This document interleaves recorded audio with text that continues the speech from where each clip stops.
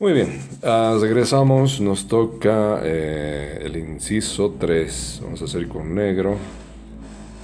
Otra de las fuerzas de Porter, la tercera fuerza, la capacidad de negociación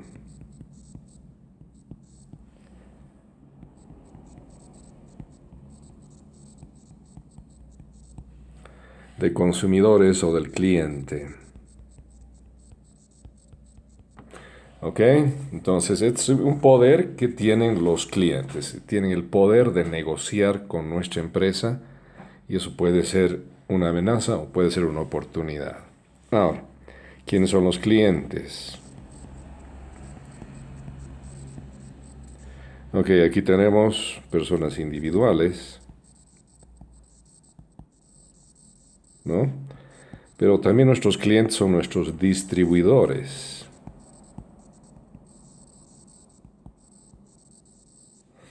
Bien.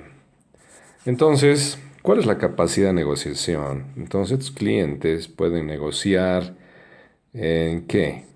Nos pueden negociar de diferente manera. En primer lugar, nos pueden negociar en precios. ¿En qué sentido? Precios más bajos, pues. Nos pueden calidad. Nos pueden pedir mejor calidad cada vez. Servicio. Mejor servicio o mayor número de servicios. Entonces, ¿cuándo son más poderosos los clientes?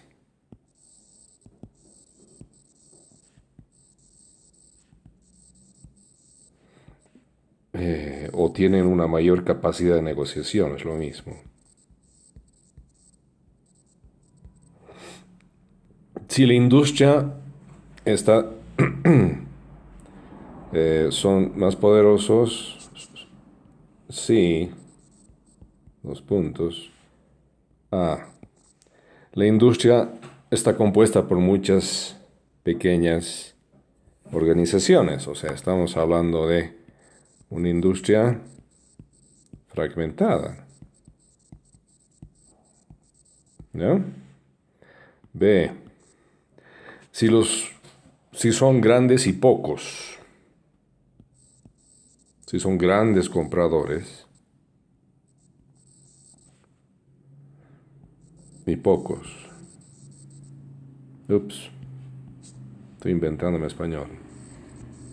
Claro, si son grandes, compran en grandes cantidades, entonces pueden negociar precios.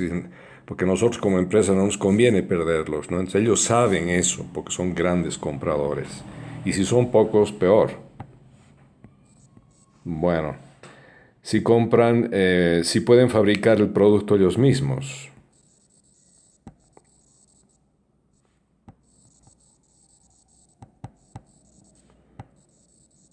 Nuestro producto.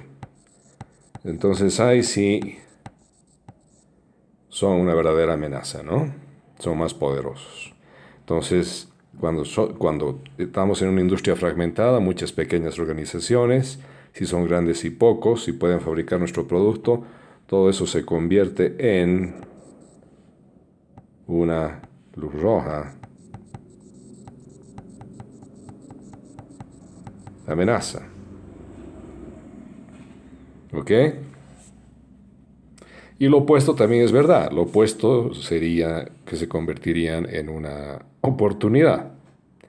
Pero siempre nos van a pedir precios aquí más bajos, ¿no? Siempre nos van a pedir calidad aquí, calidad.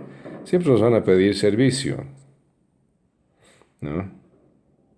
Entonces siempre va a ser difícil tener una oportunidad con los clientes en la vida real. Bueno, nos vamos al 3-4, a la cuarta fuerza de Porter. Y entonces aquí estamos hablando de poder o la capacidad de negociación.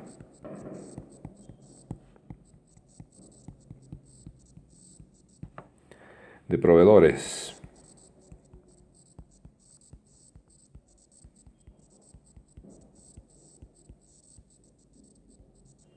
¿Ok? Entonces, ¿cómo se ve? Esto es la capacidad de los proveedores para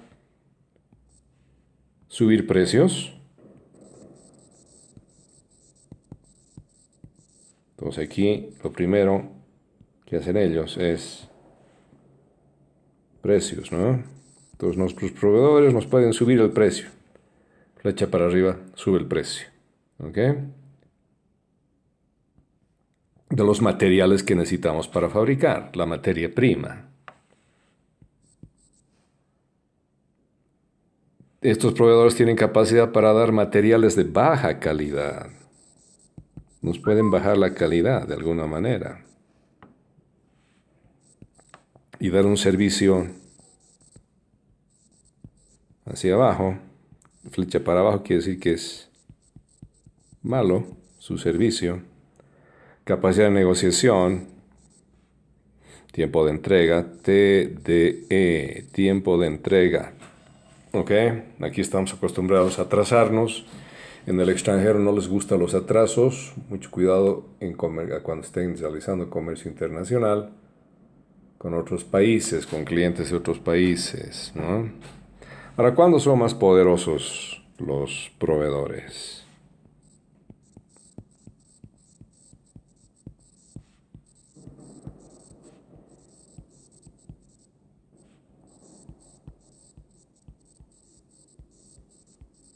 Sí, su producto, ah, tiene pocos sustitutos, pues.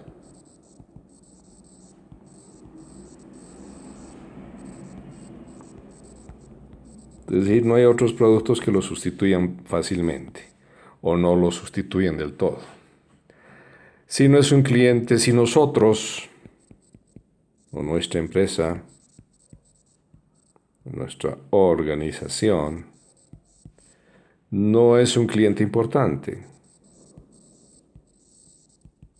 ¿Qué quiere decir eso de que no seamos un cliente importante? Pues no les compramos mucho ni muy frecuentemente. Les compramos poco y de vez en cuando. Entonces no somos importantes, no les interesa si nos pierden como clientes, porque tienen otros clientes. ¿Ya? Si nuestra organización depende mucho del proveedor, y de eso se dan cuenta los proveedores. Si ellos saben que solo los tenemos a ellos, o uno más, digamos, solo dos proveedores, entonces realmente tienen un gran poder para negociar con nosotros. Sí puede ingresar,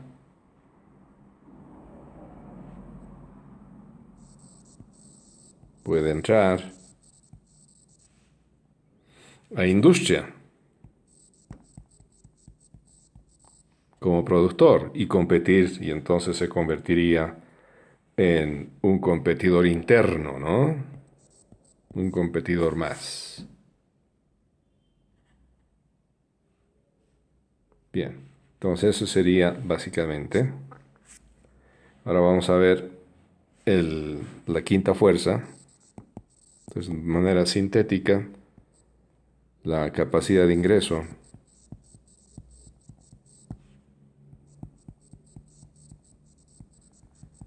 de productos sustitutos. Bueno, son los productos sustitutos, ya saben ustedes, son esos productos que satisfacen necesidades similares. Entonces, la existencia de estos productos, de sustitutos cercanos, especialmente, no puede ser una oportunidad, ¿no? Siempre va a ser una amenaza.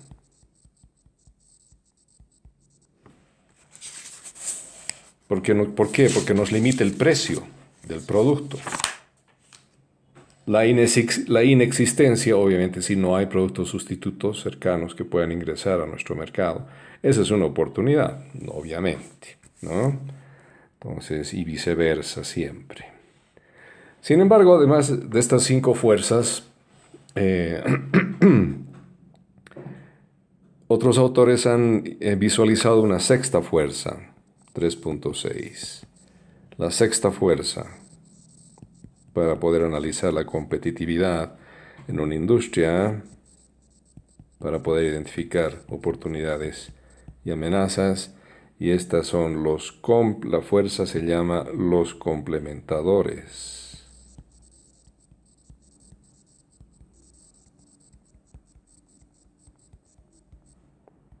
Complementadores. ¿Qué consiste esto? Viene la palabra complementar, ¿no? Complementar.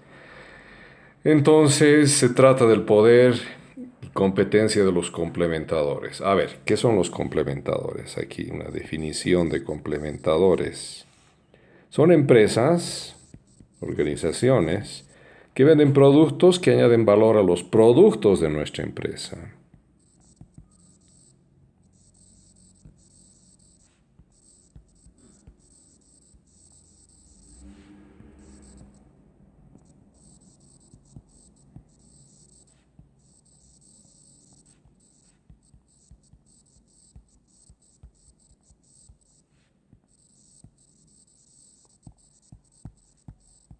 Por eso nos complementan. De ahí viene su complemento.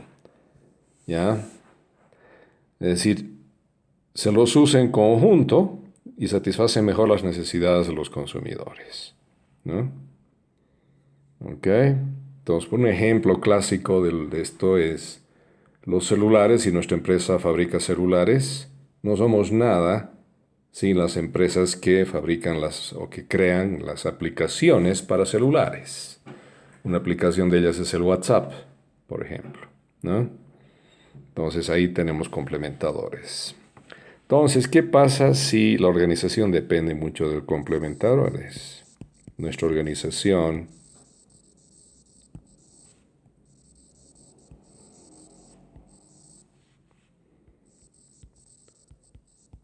si depende mucho de nuestros complementadores, ¿se convierte en una oportunidad? No, ¿no? ¿O puede ser una amenaza? Depende. ¿Cómo sería? Si depende mucho de los complementadores, entonces nuestra organización depende de la demanda de sus productos.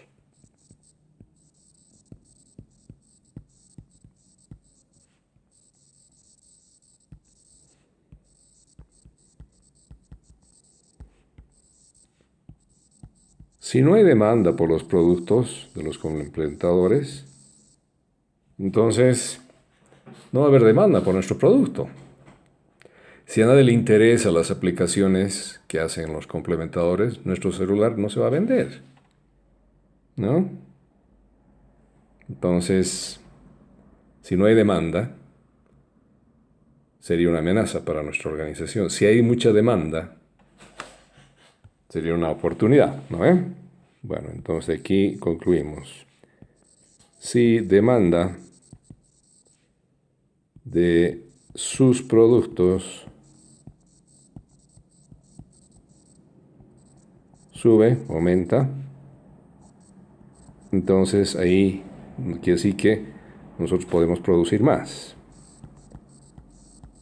Una oportunidad. Y viceversa, ¿no es cierto? Bueno, perfecto, tenemos los complementadores.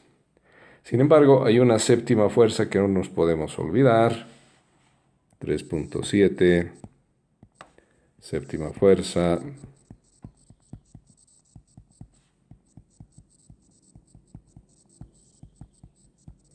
Que es el Estado. Sí, el Estado a través de sus leyes, de sus normas, de su control, puede facilitar o perjudicar el desempeño de nuestra organización. Usa leyes, usa normas, etcétera. Y todo eso influye en la intensidad competitiva dentro de esa industria.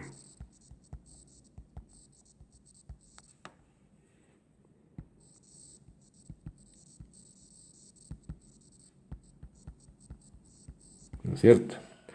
Entonces el Estado. Perfecto. Entonces aquí Tenemos 7 fuerzas, las 5 de Porter más la sexta que son los complementadores y la séptima que es el estado. Perfecto. ¿Y cómo podemos analizar esto visualmente?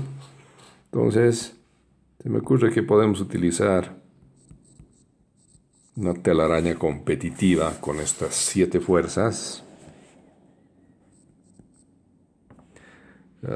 Vamos a hablar, este sería el punto 3.8.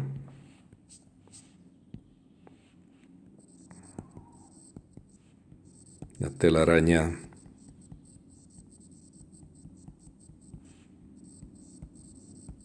competitiva, ¿no? Y entonces aquí vamos a tener 7 ejes. Es un eje para una fuerza de Porter F1, P de Porter, la fuerza 1 de Porter.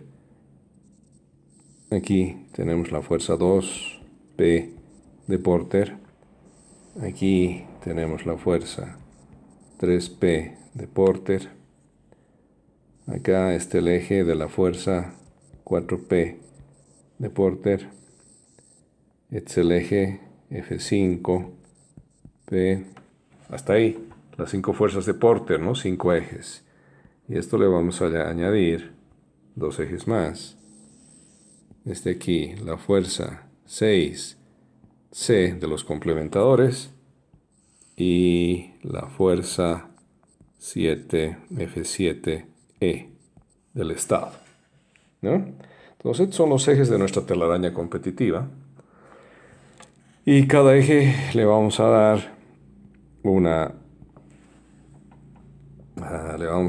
escala, ¿no?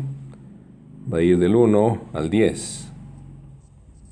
Cada uno de estos ejes, del 1 al 10 y así sucesivamente, ¿no? 1 es la mínima, la nota mínima, la calificación mínima y 10 la calificación máxima. Ya, y entonces vamos a empezar a dar calificaciones a cada una de las 5 fuerzas de Porter, la sexta fuerza de complementadores y la séptima fuerza del estado. Entonces, vamos a tener lo siguiente. La primera fuerza de Porter, cualquiera que sea, digamos que en este ejercicio tiene 7, está por ahí. La fuerza 2 de Porter, bastante intensa, 8. 10 es la máxima intensidad, 1 es la mínima intensidad. La fuerza 3 había tenido aquí a la mitad, 5. La fuerza 4 de Porter, pues se había quedado con 6. La fuerza 5 de Porter con 8 de nuevo. Y de la de los complementadores había sido 5.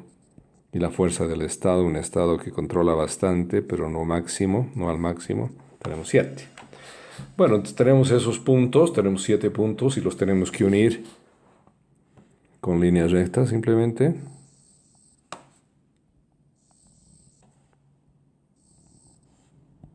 Y tenemos esta figura, un polígono, ¿no? Y si le añadimos algo de arte, vamos a construir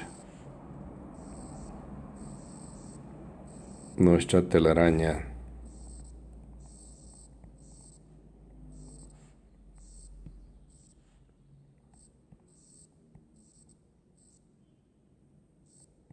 Bueno, ok, esa es la telaraña competitiva, la tela comp. La podemos abreviar como tela comp, ¿no? Sí, es bastante grande, entonces nos puede atrapar. Nosotros somos una mosquita volando por ahí y si caemos en esta telaraña tan grande nos atrapa. O sea, va a ser muy difícil competir en esa industria, ¿no? Entonces vemos que mientras más grande sea la telaraña, más difícil va a ser la competitividad. Mientras más chica sea la telaraña, más fácil va a ser para nuestra empresa salir airosos. Vamos a tener más oportunidades mientras la telaraña sea más chica. Mientras sea más grande la telaraña, vamos a tener más amenazas, ¿no? Y va a ser más difícil competir. ¿Ok? Entonces aquí vamos a concluir que con celeste, ¿no? El poderoso color celeste, ya saben ustedes. Si el tamaño de la tela comp aumenta, flecha para arriba. Entonces, ¿qué vamos a tener? La competitiva, o sea, la intensidad competitiva o la intensidad de las fuerzas quiere decir intensidad, fuerzas, quiere decir que ha aumentado. Por eso está grande la telaraña, ¿no? Hemos tenido calificaciones altas en cada uno de estos 7 ejes. Entonces hay una intensidad de las fuerzas bastante alta. ¿Y eso qué implica para nuestra empresa? Facilidad para competir.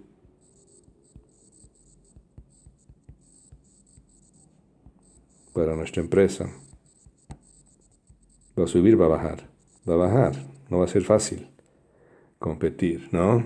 Entonces esto se va a convertir en un escenario bastante amenazador.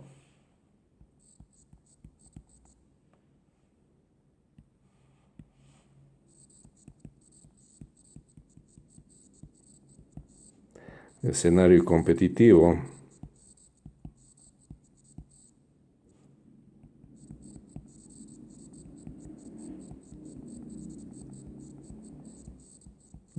Bastante amenazador, ¿no? Y viceversa, obviamente. Si el tamaño de la telecom disminuye, quiere decir que la intensidad de las fuerzas dentro de esa industria es baja, ¿no? Y eso nos va a facilitar competir a nosotros, ¿no? Va a aumentar la facilidad para competir y el escenario competitivo va a ser oportuno, va a haber más oportunidades para competir en ese tipo de escenario, ¿no es cierto? Bueno. Perfecto, tenemos eso así. Entramos al grupo 4, digo al punto 4, y hablamos de grupos estratégicos.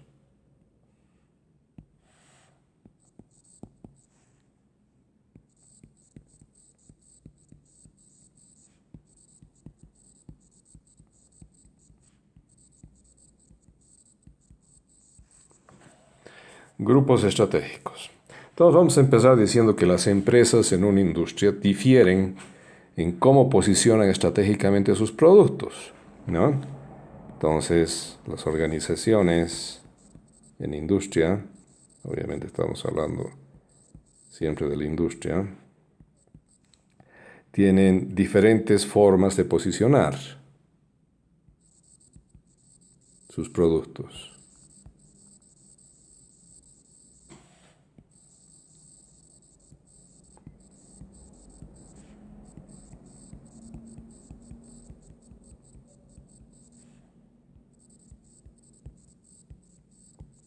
Sus servicios también, ¿sí?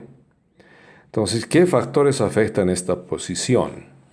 Entonces, aquí tenemos finalmente una cierta posición de los productos o de los servicios. ¿Y qué factores afectan esta posición? Primero, canales de distribución. Fundamental este tema en comercio internacional. ¿Qué canales vamos a utilizar para internacionalizar nuestro producto? ¿No? Eso afecta a la posición de la empresa en el mercado externo. Segmentos de mercado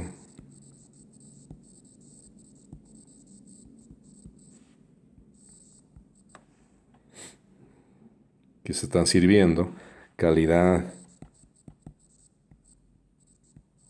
aspectos de calidad, liderazgo tecnológico, ¿hay o no hay liderazgo tecnológico?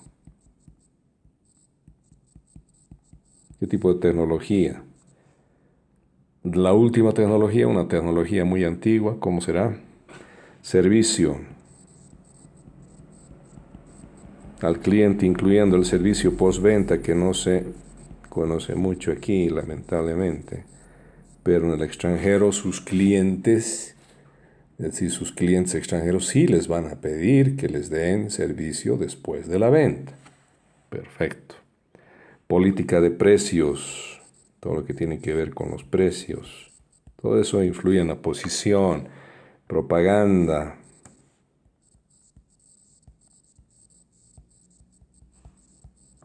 ¿no? Etcétera, y varias otras cosas que esta es una lista explicativa, no es una lista extensiva de aquellos aspectos, aquellos asuntos que afectan la posición de los productos en el mercado. ¿Ok?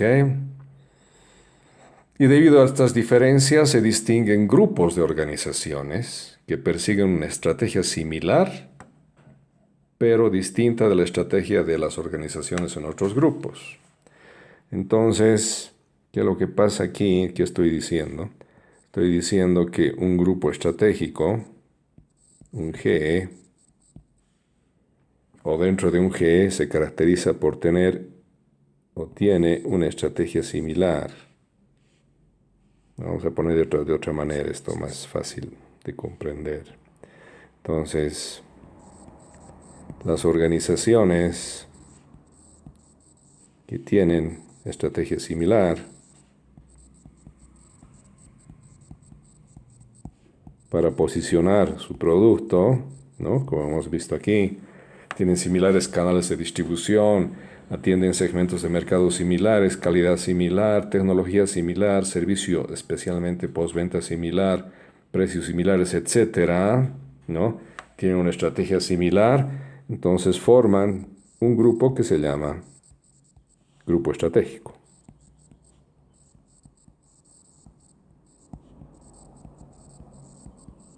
¿Ok? O GE, lo podemos abreviar como G. Perfecto. Y normalmente las diferencias básicas entre estrategias de grupo se perciben en un número pequeño de factores. Ahora, ¿cómo influyen estos grupos estratégicos? Vamos a ver que los grupos estratégicos influyen de la siguiente manera. Y vamos a hablar, en primer lugar, 4.1 de implicaciones de los grupos estratégicos. ¿Qué implican?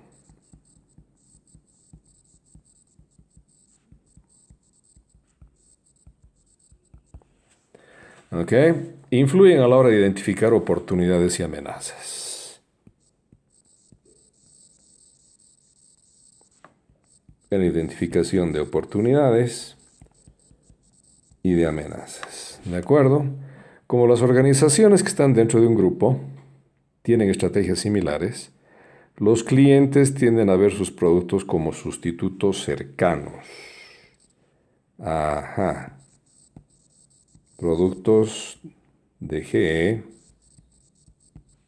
se vuelven sustitutos cercanos.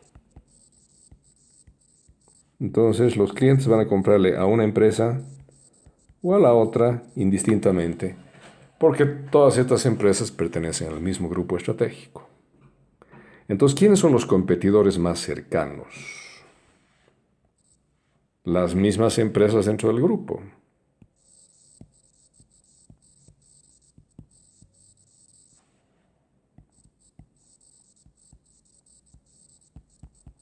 Las organizaciones del grupo, del GE, ¿no?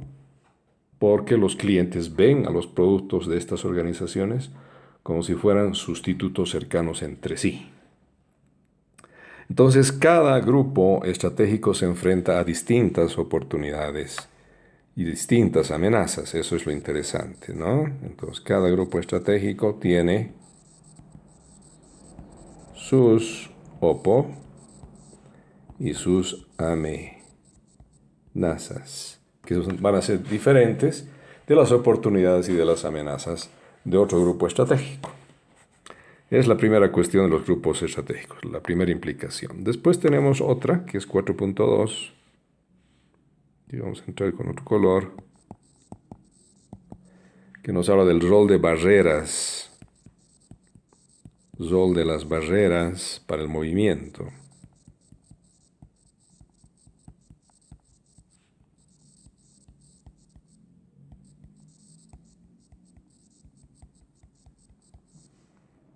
Algunos grupos estratégicos son más interesantes, claro.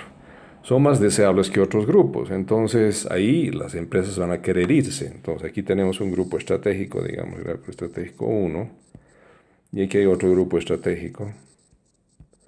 Y una empresa aquí va a querer irse aquí porque allá, porque el grupo estratégico de 2 es más deseable, ¿no? ¿Y por qué será más deseable este grupo estratégico aquí? A ver, ¿dónde estás?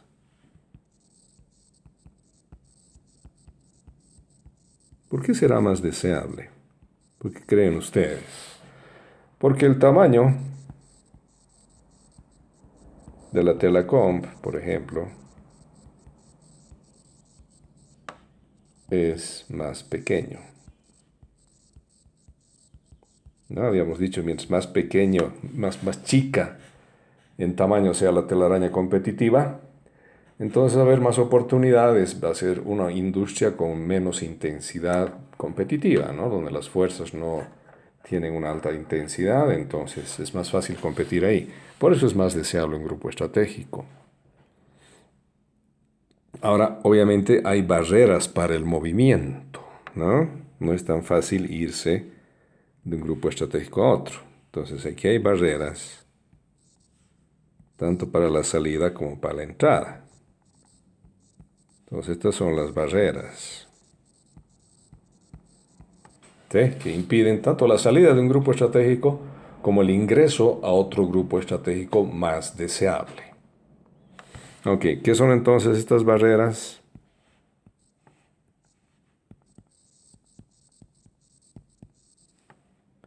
Para el movimiento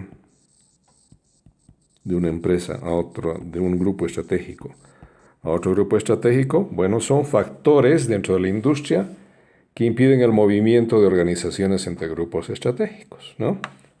Sí, son para salir o son de ingreso para entrar al grupo más deseable y de salida del grupo menos deseable. Hay que estar alerta porque estas organizaciones pueden penetrar nuestro grupo estratégico si vencen las barreras del movimiento. ¿Sí? Entonces serían nuevos entrantes, básicamente. Empresas nuevas entrantes. Muy bien, entonces ahí lo vamos a dejar. Después vamos a entrar a la última parte en un tercer video y con ese tercer video vamos a concluir.